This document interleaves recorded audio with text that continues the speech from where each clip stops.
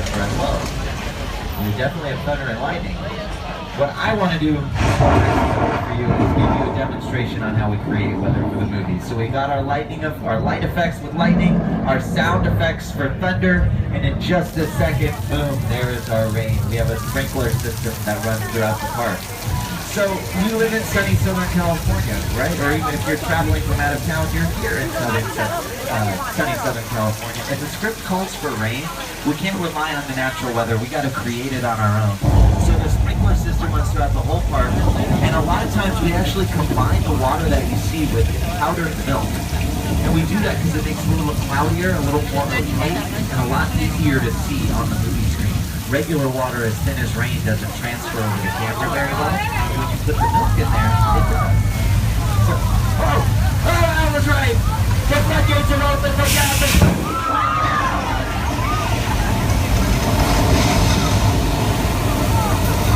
Thousands of gallons of recycled water in this flash flood. That's right, recycled. California's in a terrible drought, so it goes right back up to the top of the hill so we can reuse it. We don't add any new water. And here's what it looks like in a movie. This is Big Fat Liar.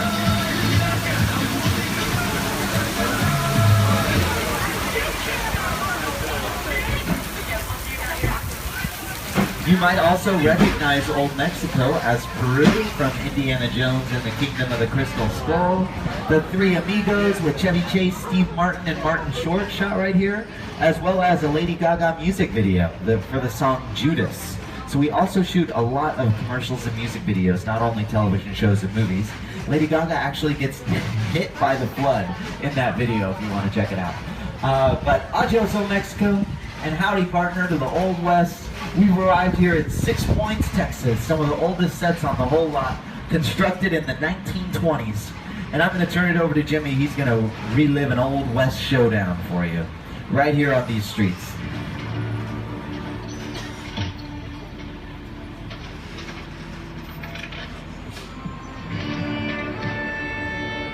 This town ain't big enough for the both of us, Jimmy Fallon. Well, I ain't going anywhere, Jimmy Fallon.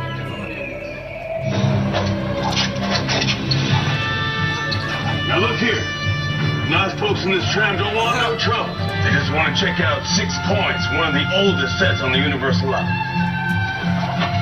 I hear this is where John Wayne and Jimmy Stewart shot a few of their westerns. That's right. That's where I aim to shoot you. Looks like we got ourselves a Mexican standoff. Lucky shot.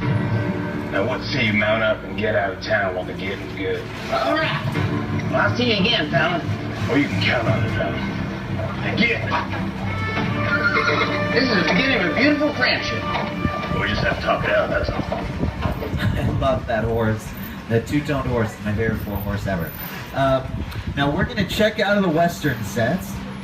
Now, when these sets were being used most was in the 20s when they were constructed.